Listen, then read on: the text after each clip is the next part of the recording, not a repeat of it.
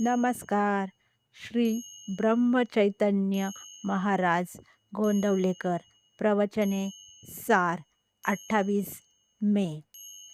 प्रपंच देवाचा मानून करावा. अमुक एक हवे किंवा अमुक एक नको असे न वाटणे याचे नाव वैराग्य. संकटकाळी हे संकट नसावे असे न वाटता परमेश्वराचे स्मरण असावे. देहाला मुद्दाम कष्ट देऊ नयेत, पण ते आपोआप आले तर आनंदाने सोसावेत.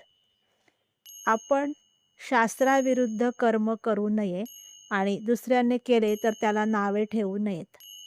जे होईल त्यात आनंद मानावा.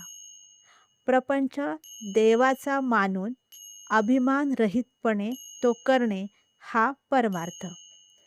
परमेश्वराचे स्मरण ठेवून तोच करता आहे असे मानणे आणि सर्व काही त्याच्याकरता करणे म्हणजे देवाला अर्पण केल्यासारखेच आहे.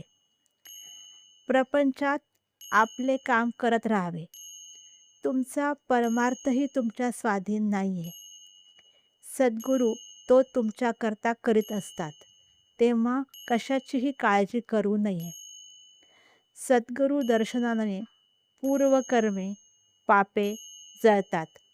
पुढची काळजी सद्गुरूच करतात, तेव्हा समाधानात आणि आनंदात असावे.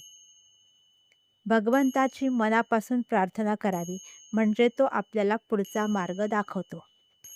ज्याच्या प्रपंचामध्ये पाठीराखा हा परमात्मा आहे, त्याचा प्रपंच हाच परमार्थ होतो आणि ज्याचा पाठीराखा अभिमान आहे, तो त्याचा प्रपंच समजावा.